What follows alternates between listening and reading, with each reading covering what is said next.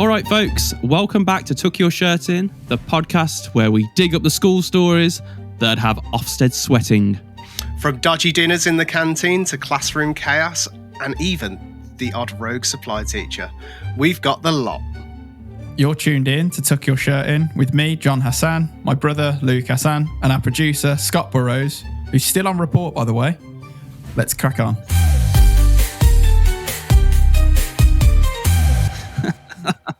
I thought maybe you were going to say still on remand.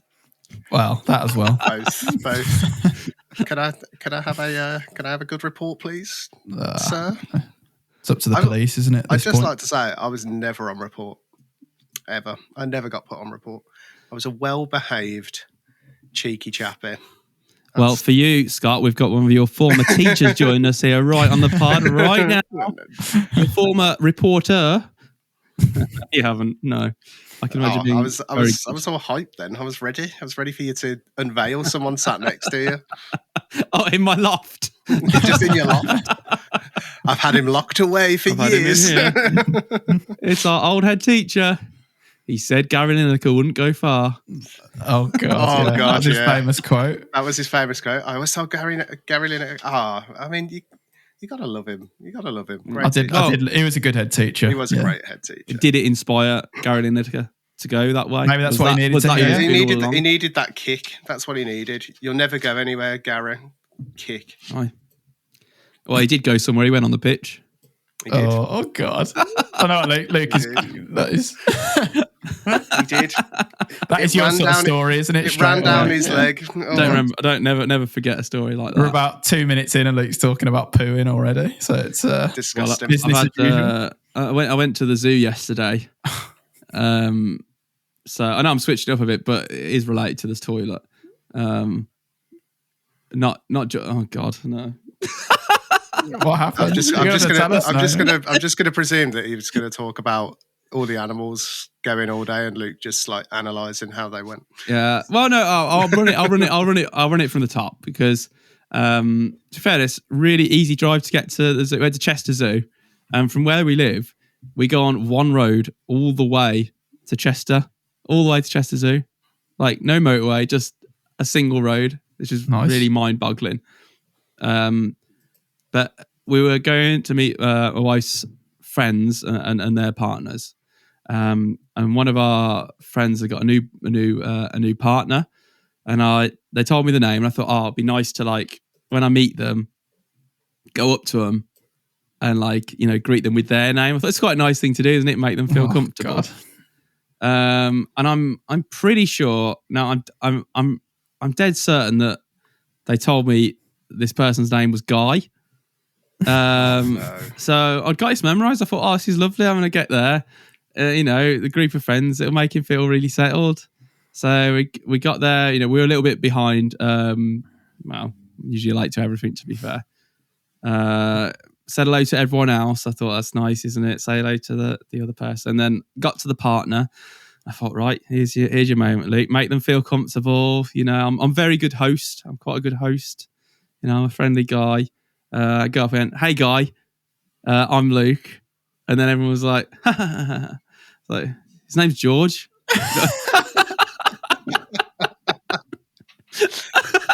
And it was just so weird. He just because he didn't correct me at first. No, to be fair, it could have just been like a generic, hey, Guy. How's it doing, Guy? That seems even ruder. I was hoping he'd snap back with the old South back. I'm not your guy, buddy. It just seemed like I was being absolutely like, I've come in. He's come into the group, and I'm going, you're not welcome here. You're not welcome. Get out, Guy. I've not approved of you just yet. I'm not going to bother learning your name. Yeah, hey, Guy. And I said it so loud as well because I was nervous, and it was just horrible. And I just went bright red.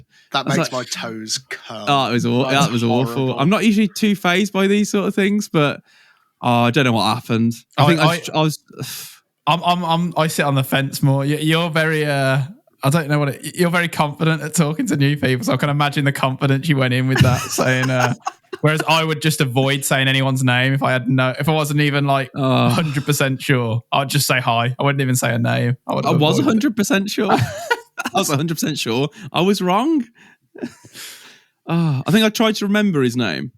I think what would happen, I'd just start thinking of Guy Pearce because George is close to Guy. And then I started to think about It's Always Sunny in Philadelphia. They go like, "Hey, Guy," when it's someone new.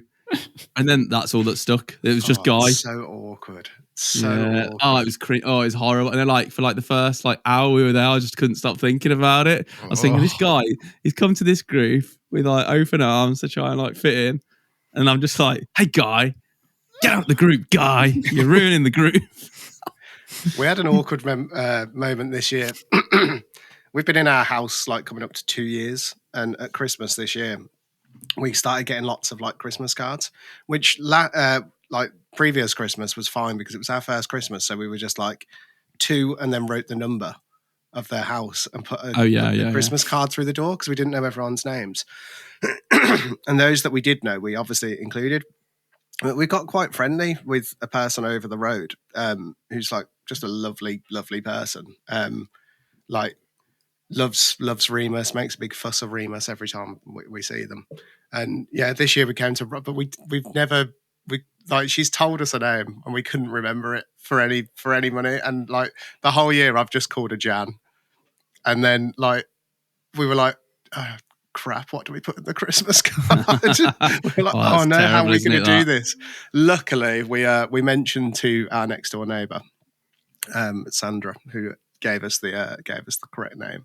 And it's weren't even close. It's Mary. Oh God, that's really fun. Really awkward. We're like, oh shit. So we're like, oh, thank God. So but we know now, and it's one of those moments where every time we saw her, we'd just we wouldn't avoid her, but we'd be like, oh God, please go inside, don't talk to us, or say anything about names, because and she's always someone that led with hi Scott, and I'd be like, hi you. It's so awkward. It's horrible. It's horrible when that happens. John, you certainly had a gig last week because we made you forcibly promote it. Yeah, it was full of shirt tuckers. I turned up, the place was packed out. Oh, was it? Yeah, shirt tuckers everywhere. Oh, nice. Did they tuck their shirts in solidarity? Yeah, they were just doing it all night, standing up, tucking their shirts in. How was the gig? No, it was really quiet. I think because the Rick Mail Comedy Festival's on at the moment in Droitwich. Oh, okay. So it was probably quieter than normal. So you get a handful of regulars and then the other comics there. It's a very quiet room. But I was trying pretty much all new stuff anyway. So it's still good to run it out. But quite often it's, you get the odd titter. It's a pretty silent room. If that was your... one of your first gigs, I think you'd give up. I think you'd be like, oh no, give up. Oh yeah, no. I think if you'd gone there and that was your first gig, because you're not going to get much reaction because there's not many people there. That's sort of obviously what happens. And other comics quite often don't laugh at. Some of them don't laugh, not in a mean way, but it's you don't find things funny unless it's different to what you do. Yeah, okay. If someone's doing something similar to you, you're sort of like, oh yeah, it's clever, I get it, it's funny, but you don't laugh out loud. So, but I've been there about 5 or 6 times, so I know what it's like. Sometimes it's really good, but it's great because it's always on every Thursday. You can always get a spot. So tried some new stuff, so that was fun. Yeah. I've got some more. Some of it worked. Yeah. Some of it worked, I think. Yeah, you need a bigger audience to tell sometimes. That's it. I've got loads of gigs coming in the next few weeks, so I'll try and slip some of the new stuff into my my main. Nice. Set. It's probably a good way of doing it, just so it's not all completely fresh, and you know that your guaranteed laughs are still in there. That's so it. I suppose you start with stuff that gets a laugh, get the crowd on side, and then drop a new one in and see how it goes. That's how you do it. Yeah. It's quite strange when you do new stuff because until you do it in front of a crowd, you sort of don't know how it's in your head or even saying it out loud at home. It's you can sort of guess how it's going to go, but quite often it sort of takes ages for it to sort of evolve into a funny joke. It's a painful process writing new stuff. But we went to the Glee Club in Birmingham this is going back probably 6 months ago, 8 months ago maybe. And there was an act on there, and it was like one of her first ever gigs, which like the Glee Club in Birmingham on a Friday night. And I was like, and she just bombed. And I mean, like, properly bombed. Like, it was so awkward. Like, the other people that were on were like really crude humor, like really like quite dark humor. And she just, she was completely the opposite. And the crowd just didn't react at all. There was like a couple of times where she said a joke and she didn't get a laugh, and she was just like, "Oh, tough crowd," and stuff like that. And I think that pushed people even further the opposite way. You don't want to alienate the crowd. It was so awkward. I was literally like, because we were sat in the Glee Club, like, there were tables at the back, and we were sat on one of those tables because there were quite a few of us, and it was just, it was so awkward. It was just like, yeah, like no one was reacting. Like the rest of the acts were really, really funny, like really, really good. But they, like I said, they were like completely opposite styles of humor to her. And she was like she was very posh, like very, very posh. And I don't think she could she'd read the room properly and stuff. Like, she was talking like a couple of her stories were like very posh person, like privileged. And it just didn't, it just didn't come across very well. Like, it was awkward. It could have been just an off night, or it could have been, if she's not been going long, she's done well to get on at Glee in Birmingham. But yeah, I don't know. It's tough. Bombing is awful. It's sort of, you'll come away. It's not happened that many times. Luckily, I think I've been quite lucky. But when I've come away from a gig and I know it's gone badly, it's just like, why am I doing this? Like, why am I spending my time? Why? I suppose, like, because obviously the actual gig is time consuming and like takes up a lot of your energy. But I imagine just writing material and stuff. Yeah. I imagine that takes so long to put together a full set, because you're not just like, you think about like, I mean, you think about like how long it takes to actually deliver like a story sort of thing or whatever. It doesn't take very long. So if you've got like, I mean, 5 minutes doesn't sound like a very long time to talk for, but it is still quite a long time to talk for. And when the whole thing is completely focused on you, and it must be so difficult. I wouldn't, I couldn't do it. You are a very, very, very brave person for doing it. Like, it's fully, not for me. You did well the speech at my wedding though, Scott. Jesus. No, I didn't. It was horrible. It was absolutely horrible. He basically told most of what I did to him in Kavos, like, which we mentioned last week, as his speech to my whole family. So that was really? Yeah. Do you not remember it? You were there. You were there. You were stood next to me. Was I? Yeah, we were co-best men. Oh yeah. In fairness, my baby had just been born in the middle of the evening previously. I just remember Luke found a lot of beers in the daytime. Luke was like the week before was like, I don't even know if I'm going to make it. It was like, can you have you written yours yet? And I was like, yeah, I've had it written for weeks. He's like, can you send it me so I don't tread on your toes? Sent it to him, and like three of my stories or like comments ended up in Luke's speech. I was like, I can't say. Oh really? Sorry. I know, Luke. He probably would have thought he thought of them organically. That's how his mind works. Oh yeah, I know. Really funny. So funny. When but the night before Luke's wedding, he was writing his own speech, like literally the night before.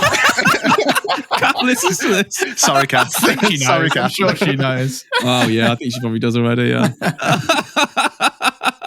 I just think, under pressure, I'm a lot better. Yeah. I work a lot better under pressure. That. Yeah. Or just rip off other people's speeches. Right. Oh god, I did have something else about the zoo, but you can tell us. We'll save that. Tell us about. You might as well tell us now. I remember now because we were talking about the toilet, weren't we? Yes. We didn't get on to what actually happened. Yeah, we didn't mention it. We've gone off on a tangent. I needed the loo. We'd had a heavy curry week. We're doing lots of walking. God.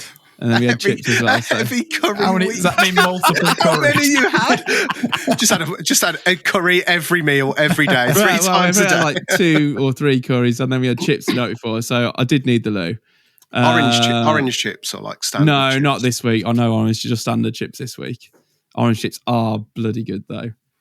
And and I really need the loo. But there's only 2 loos in this block.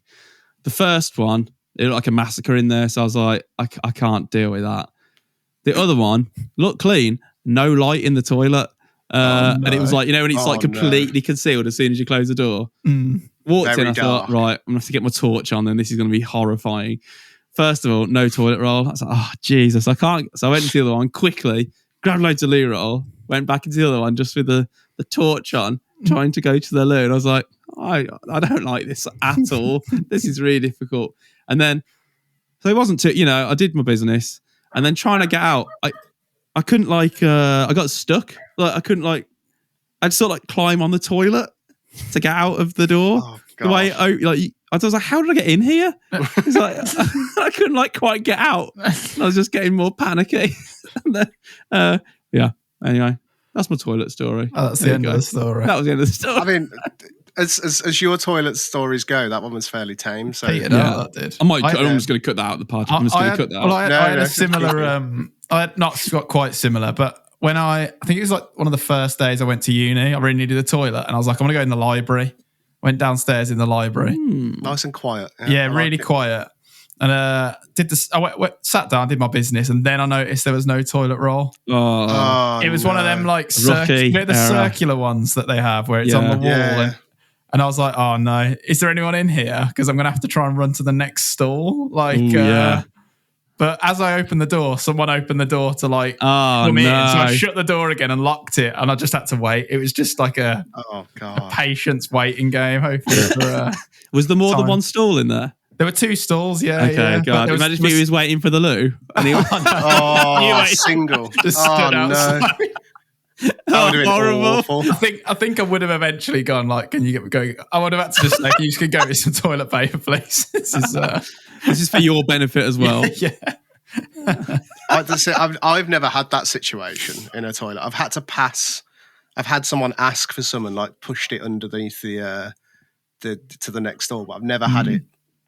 Had it where my store's never had, but I do check every time. Yeah, I do now. I check. Yeah, I always have. It depends how desperate I am, to be fair. Because if you're really, like the services, we do a lot of motorway driving to see family and stuff. And then sometimes I ran and I'm like, shit, what do I do? Just always carry some with you if you. Yeah, that's a good shout. Keep a roll on you. Keep a roll on me. Keep a roll on you. Have you seen those TikTok vids where people they'll remove the paper in the stool next to them, go back into the stool, and then wait for someone to come in and ask for toilet roll? And when they pass it to them, they've got Nutella on there. Yeah, they're disgusting. They are disgusting. It's so good.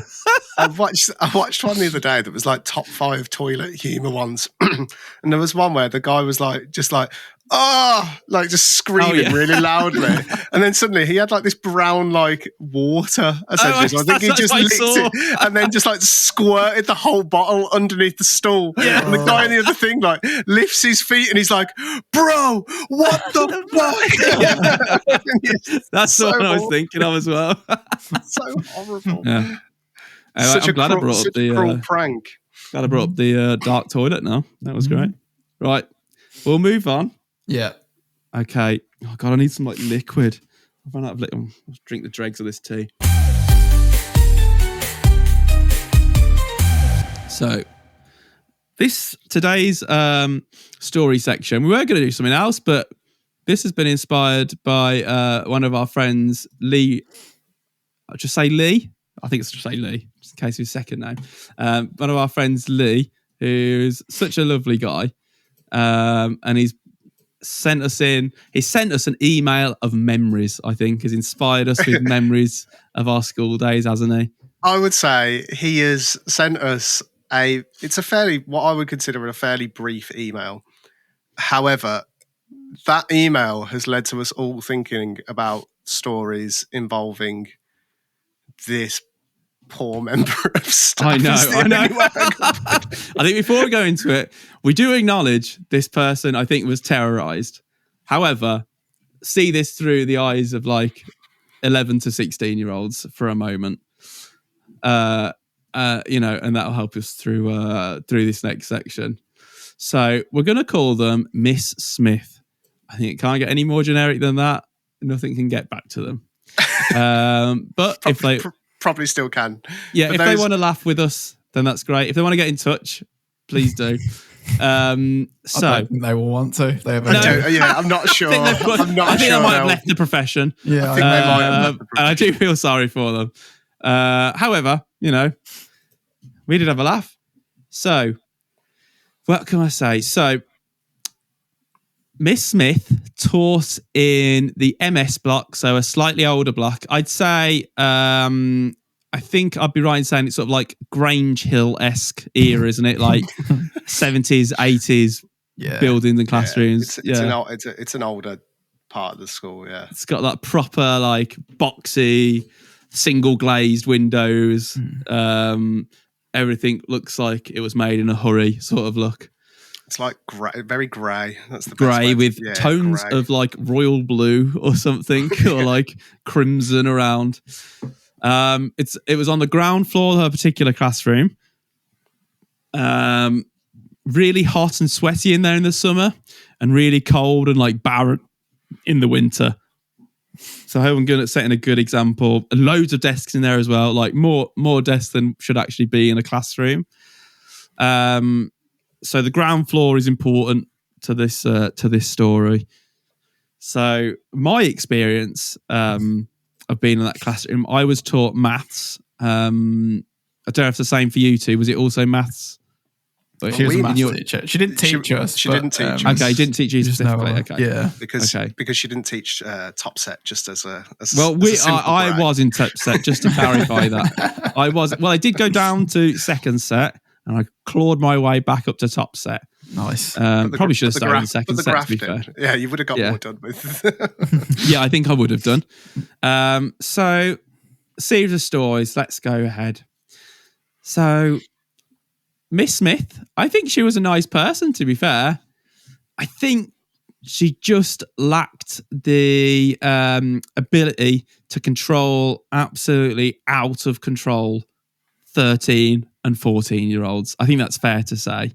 I think her behaviour management probably could have done with some work. Yes, yeah, I think the best way to put it. I think she needed some support from other members of staff more than she possibly received, potentially asked for.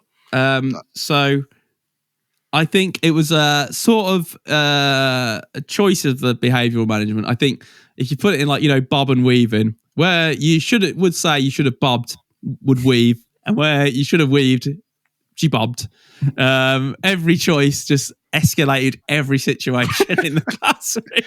She was a shouter, wasn't she? She used to just like really shouting, shout. But then also trying the other method of like soft and talking, but would never. It was never the right one. I think it was the opposite one. I know a problem, because I think it was the same problem when I tried to teach. Is that when she started shouting, she was at the desperation stage at that point, trying to calm them down. Yeah. So it was already too late. It was too late, too far gone. Yeah. And then when it was the softer approach, it was incorrigible. It was just too. It was never the right one.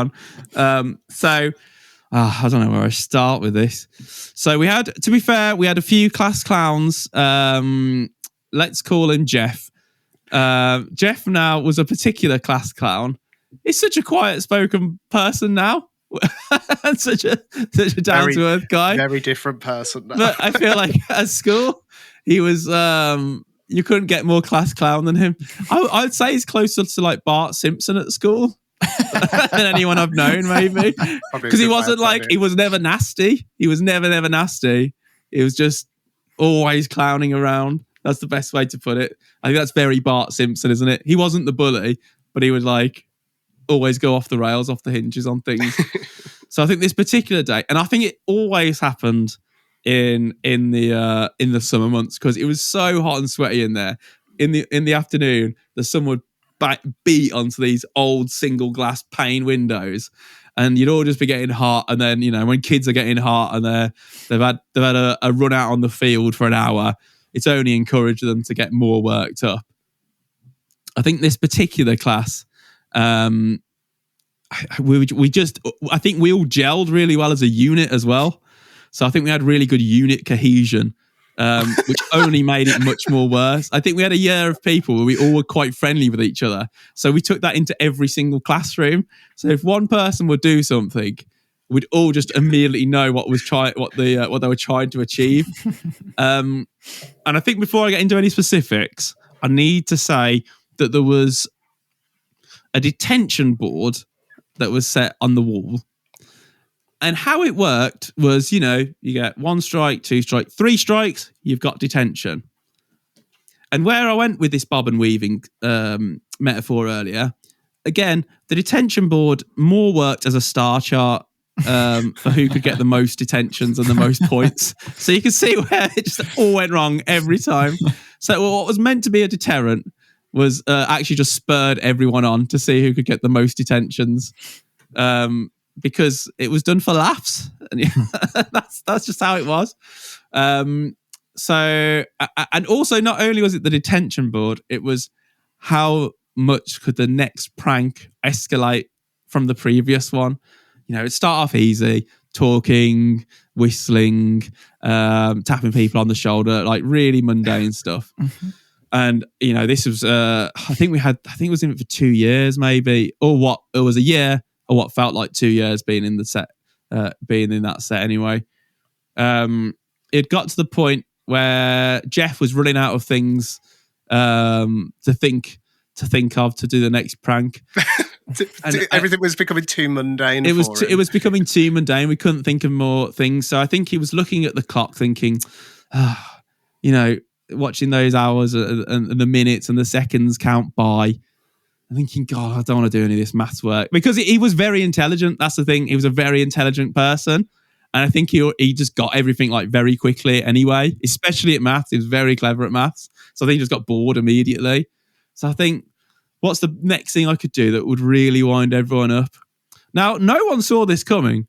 I think it was like a relatively like quiet session that day from everyone. Everyone was pretty like chilled out until, said his name, let's say, until Jeff jumped up, climbed on Miss Smith's chair, took the clock off the wall, and then proceeded to do what some sort of like comic book sort of run up with his legs, jumped on the tables, ran straight over the first row of desks, and sort of like matrix dived out of the window onto the field outside. And then was just brandishing the clock like he'd won first place in the F1. Just above his head, dual hands, just above his head. And I think for a second, everyone was just in stunned silence, like, what has just happened? This one came out of nowhere. And then we all just like started absolutely losing our minds. And I think Miss Smith just couldn't quite compute what had happened as well. And she did a bit of a Jeff, get back in there, Jeff. And I think he might have just ran off. I think he just ran off and maybe came back through the main entrance again and then popped the clock back and all sat down. I think that was the end of it. Right? I don't know. Detention! You're getting another strike! I don't know what I'd do in that situation. Yeah. How would you handle that as a teacher? What I wouldn't do was I wouldn't shout at them out the window. Like, that's the worst thing you can do in that scenario. Like, I would just let that unfold personally, and then I would probably close the blinds and just let them that's not a bad idea. And just take all the control out of the situation. They've got no other choice. Like, they want the attention. They want the attention. So that's what I'd do. I mean, fortunately, I worked on the 3rd floor of a building, so no one could dive out of my window and carry on. So once they're out, they're gone. So it's like, I'm not gonna deal with that. That's the thing. You can't do anything in that situation. Like, you've lost the power in that situation automatically. She'd lost the power a long time ago. That child has made a decision, and you there's nothing you can do that is going to stop them from change that course. Like as soon as he's taken that clock, he's already decided, right, I'm gonna escalate this further and be a class clown. It's then your job just to deal with that situation. I remember because that must have been when we were there. So you must have been in year 10 or 11 because we were in year 7 or 8. Yeah. Because I remember seeing him because obviously you were good friends with him, so he knew me. Yeah.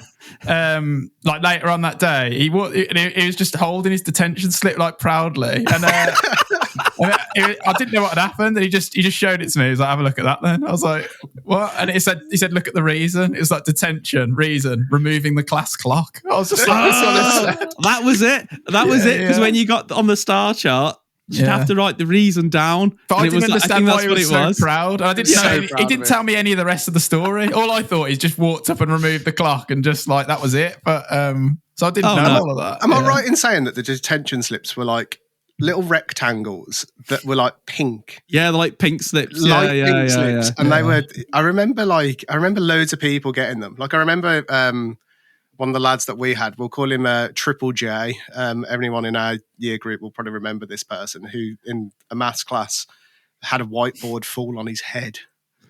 Oh my God. And like, it wasn't attached at the wall, so it like they'd taken it off the wall and it like just collapsed on top of him, smacked him in the head. And he was just like, "Oh my God, I didn't know what to eat." And like the teacher sent him out and gave him detention for. Oh my God! And it was like, oh my God! It was like reason. It was like breaking school property or something. It was nothing. It wasn't his fault at all. I mean, he probably deserved it for that scenario anyway. But oh my God, it was so funny. I hope if there's any more to that story, please message us back, Lee, because I'm pretty sure that was how it went down, or how my brain's like built that story as it's gone along. I think I remember the feeling, what it was like for us all in the room.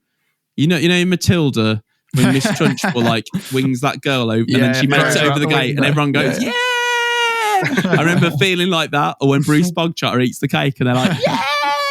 That's the feeling I had. Anything else happen in classrooms? Oh yeah, I think that was the height of the escalation, and I think if we work backwards a little bit, I think this one was like quite a common occurrence. It'd be spontaneous singing. Oh yeah. Particularly, was that just a one person thing, or was that like it was like one person will start it. So this is the cohesion aspect again. Yeah, this is what it is. It's the unit cohesion of the year was just like so on point that everyone would just join in because it was funny. Like, how did she respond to the group singing? I think she was always dumbfounded. It was like we were in like High School Musical or something, because it wasn't like rude songs. It would just be people start, but like actually like they were in a musical. They'd be like, "When the night has come." I feel like the next time you guys get together, you need to like just or something like film some spontaneous singing for us, so we can get that picture. And share for it to the socials. For the video list, it'd be like. It'd be like full on. It'd be like full on, like Troy. Is it Troy? High School Musical. Yeah. And then I remember one person would like take the lead. It was I can't say his name, can I? Don't know. It's in case he gets in trouble. But one person would particularly take the lead, like, and the moon is done. And he'd like really give it some. And she'd just be like, I know she would. I'm pretty sure she'd be like, "Right, stop singing now. Please stop singing right now." And it'd just be terrible when everyone was just really enjoying a nice little sing song. I mean, what do you do to that? Like, again, I'm just kids having a nice time. I wouldn't be like, "Stop." Yeah. Because that's the worst. Like, especially if you've got a group of kids who just jump on each other's bandwagons. They can be an absolute nightmare. They are probably your worst situations where they all just jump on incorrigible. Something. But that's the thing. It's like if you wind the teacher up and they get the response out of you, it's like, again, you're trying to take power away from them. Yeah. Like I would probably, in that situation, and I'm not saying that you should ever do this as a teacher, but in that situation, I'd probably sing along with you. Yeah, well, I that's knew a the good song. actually. That's not bad. Like yeah. I would, and in that way, you've got like I wouldn't say I've taken the power back, or I'd set up the next part of my lesson. And I'd just let you have your 2 minutes, and and then I might just be like, "Well, that was lovely. Thanks for that. We'll have a chat about that at the end of the lesson." Because then they're like, it's like that. Oh God, what's going to happen at the end of the lesson in the back of their minds? But I mean, like that's where Waisley detention, like with the detention slips and stuff like that. Oh, we haven't said the school name before, have we? Or have we? Is that okay? I don't know. We'll just blank it out. Okay. Do you want me to redo that bit again? No, we'll just beep carry it. on. Yeah. Okay. So yeah, Waisley. Did it immediately. Just say our school. High school. Our school having the detention slips. But that doesn't help because you had to come back at the end of the day, didn't you? I think so. Yeah. So a lot of schools now will do like lunchtime detentions. Oh yeah, because there's no reliance on the kid to that. Like, and then if it is after school detentions, so like you have like teacher led detentions where you are just in a room with the teacher for like 20 minutes of your lunch break or whatever, or as long as the teacher keeps you. So I used to do it for like homeworks and stuff. So yeah. Don't bring in your homework. You get 20 minutes with me finishing your homework or doing your homework. I'll throw you on a computer in there and off you go. When it comes to doing it as, after school detentions, you'd often run it as like a group sort of thing. That's what we used to do. And then if kids didn't turn up, we'd then escalate and talk to their like heads of year and stuff like that. But I think that's where Miss Smith probably went a little bit wrong with her teaching. But I mean, we were talking about this before the pod, weren't we? And saying that this member of staff, so like you used to have her in the MS block, which was quite a large building. Oh yeah. For our year group, there was, and I've shared a picture and highlighted the classrooms. They were like in the middle of the playground. They split what is like the main school, and it was just 2 classrooms in there, and everyone used to like do some horrible things in those classrooms. They were always the most horrible classrooms. But I think it was like Maths Set 3 or Maths Set 4 that she used to teach. So oh no, and it was like some of the stories that used to come out. Like everyone used to say that a classroom really smelt. And like no one could ever work out why. Oh yeah, I've got to say the premise behind all of this was that the classroom always smelled like throughout all of these stories. What did the classroom always smell like? Fish. Yeah, heavy fish. Yeah, always smelled like fish. And it only added to the atmosphere, I think. And but she was on the back foot from moment one. But it always smelled like fish. But then. Yeah, so I don't think it was our year group. I think it was like maybe your year group or the year. I'd imagine so. Yeah. Where someone came in, took the vent grill off the air vent and put a piece of fish in there. So it absolutely reeked of fish. And she must have just been like, oh God. And like, I think it just like, it was in there for ages as well. Like I think people were still talking about it for like weeks after. Well, everyone just said that she smelled of fish for the whole entire time. Then. And it wasn't. And it was just, I'm sure she didn't. And it was just the classroom. It was just the piece of fish in the vent. Like she must have gone, there's a piece of fish in here. Like if someone comes in and brings you a piece of fish and hides it in your room, you're going to know about it. Like so in one of my cupboards from so we used to do like this thing with year 7 where we used to make projects with them, and it used to be like a UK landmark or landscape, and they could like make cakes, they could make like a model. They could do it as like a PowerPoint presentation. They could build it in like Minecraft or whatever. But as long as they had something to like show effectively, it used to take up a few lessons. And it was, it was good fun. It was a good way to get involved with like year 7, and they used to really enjoy it. And in this cupboard was like old models that were like really good, and then there was like just this weird like set of paper that had just been strewn across everything, and in there was a cake, and it must have been in there for like years. It was so moldy and horrible, and we were like, where has this come from? And it must have just been sat there for years. Like we tried to like, it was too big to like just put into the bin straight away, so we had to like break it up. It was like trying to cut into a rock. Like it was that solid. Like we had knives trying to like break up this piece of cake, and it was just awful. And it's like, but you could smell it. Like it didn't smell good. And I'm like, that's a piece of cake. So how long was that fish in her room? Like that could still be there today. Well, I think it's important to remember at the start of this section, I was describing the single glazed window and the hot and sweaty in the summer. So Disgusting. for a period of the year, it intensified the smell. It was really, really, really bad. You know what? It's still in my nose. I can still, even thinking about it, I can smell it. I can really, really smell it. Oh, it was awful. It was awful smell.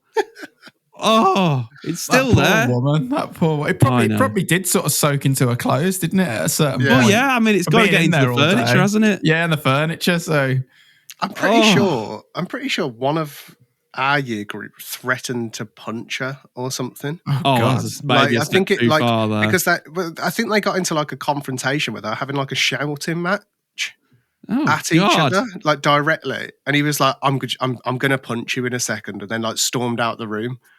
And it was like, that's awful. Oh yeah, it's a horrible situation to get into.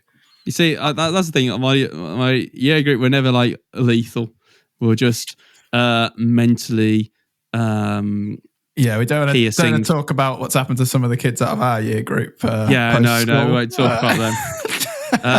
We had some nutters. Yeah, we had. What else happened? I think the classics, condoms blowing up and just batting them around the room. Again, we're all just like, yay, just batting them around. But I always I genuinely tried in the class as well. I genuinely tried. The thing is, a lot of people were very smart in that class. I don't think I was super smart, so I always had to work a lot to try and understand what we were doing. So I generally really tried, and I'd go and ask for help with stuff, and I'd do some work and I'd come back and go, "Oh, miss, I really need some help with this." She's like, "Nah, not giving you any more help." And at the time I was like, what the hell, man? I'm like one of the people in this class who actually wants to learn.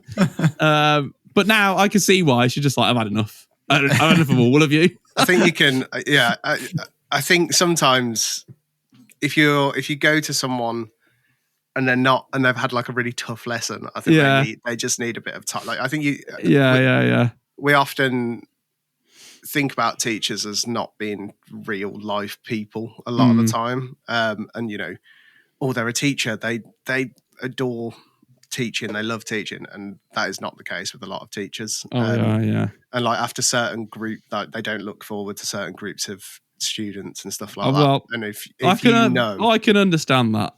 If you know that you've got a bad class, or you've just had a really tough lesson, and it might not even be your lesson. If you've got 2 lessons in a row, the class before were absolutely horrible, and then you've had even if you've had a decent lesson with the group after, sometimes you just need 20 minutes just to breathe, get over it, move on to the next one, and then mark or go and teach another lesson. It's not always fun. We're all human, and I tell you what, Miss Smith, we're very sorry for any damage caused. It was honestly, I don't think of anyone. It was anything to do with you personally. I think everyone just liked having a really big old laugh.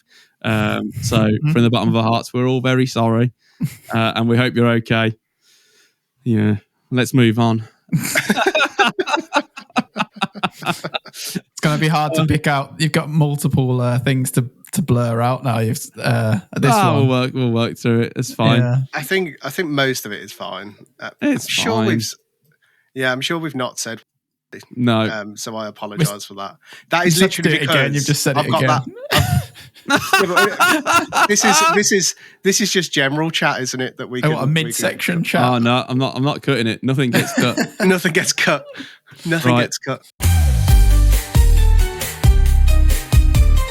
I've got we've done a good old time this week. Yes. Scott, I'm going to take a little liberty of reading out this email because God, I'm scared. it's for you. It's for you this week.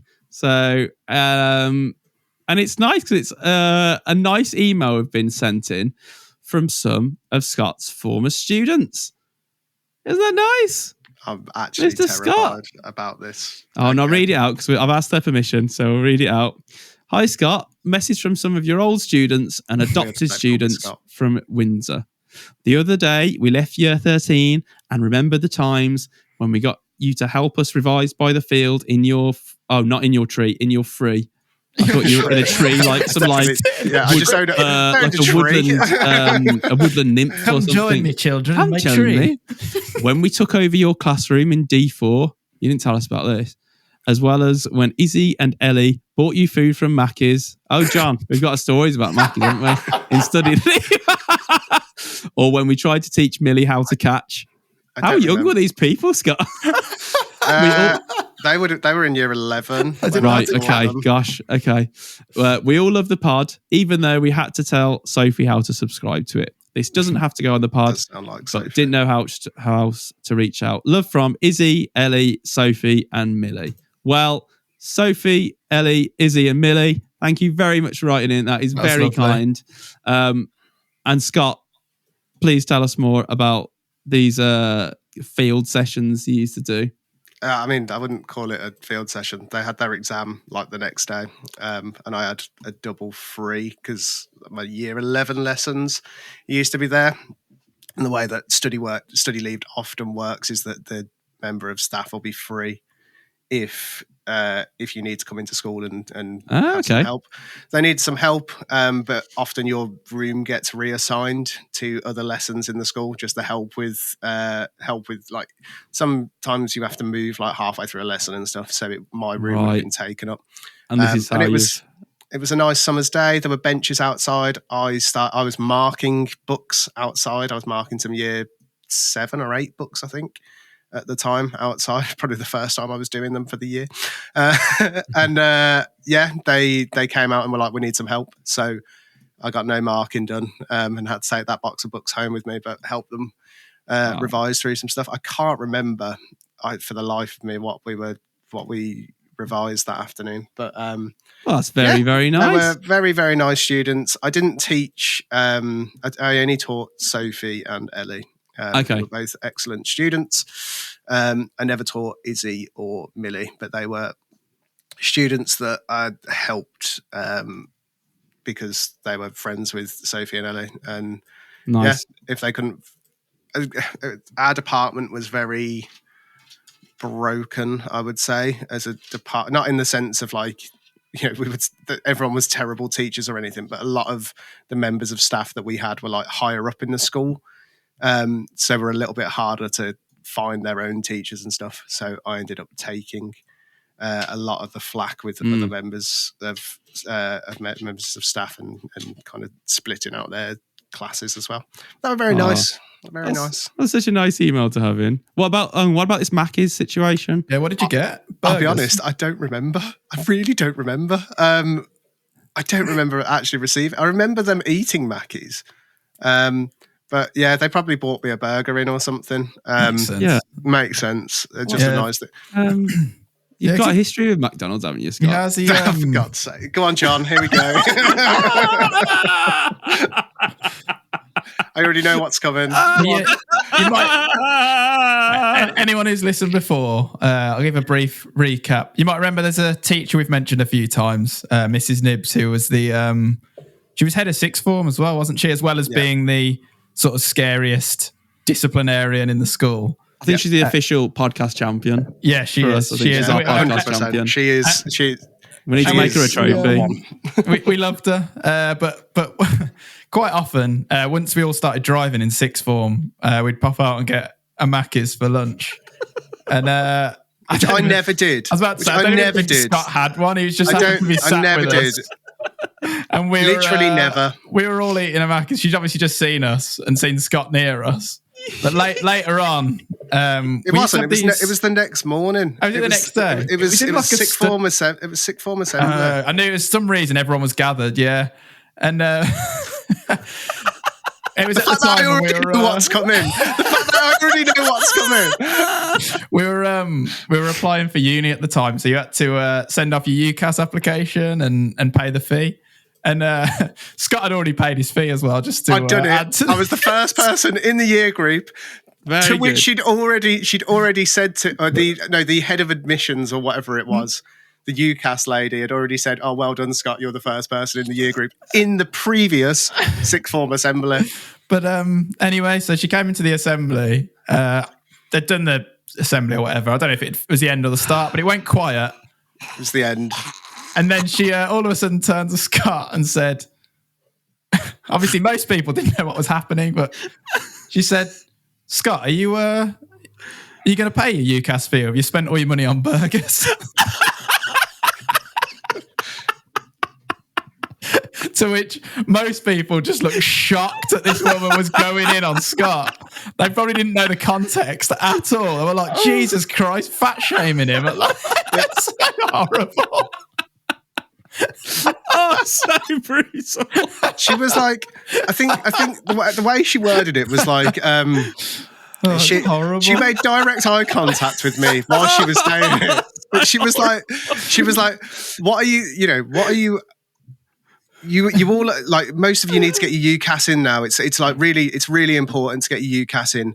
And I've seen a lot of you go into McDonald's. I've seen a lot of you go to McDonald's this week, especially you, Scott. And I was, and you're spending your money on McDonald's rather than getting your UCAS in. And I was like, I think I was like, I was really shocked, and then it moved on, and then I think I just turned. Everyone was like, looked at me, and then I think I turned to like the little group that we were sat with, and I was just like, I've already paid it. I think for me, that's the one and only time I've seen her completely sort of flabbergasted, because I think she realised, oh, no. like, everyone was like looking at her like shocked, like she's just bullying the student, and she was sort of like, She didn't know what to do, did she? She was like in full on panic mode. She was like, "Oh no, I've gone too far here." So that's fantastic. I feel like that's nicely rounded off today's pod. It started with me getting into hot water with something you might have said, and then Mrs. Libs getting into hot water with something she's said. Oh, definitely. Amazing. Good way of doing it. Oh, that was such a good pod. I love that today. Yeah. That's really nice. Really bringing back some memories, and the smell. Oh, the smell. The smell. That's going to stick with me for a while again, I think. I've got to forget that. I really need to forget it.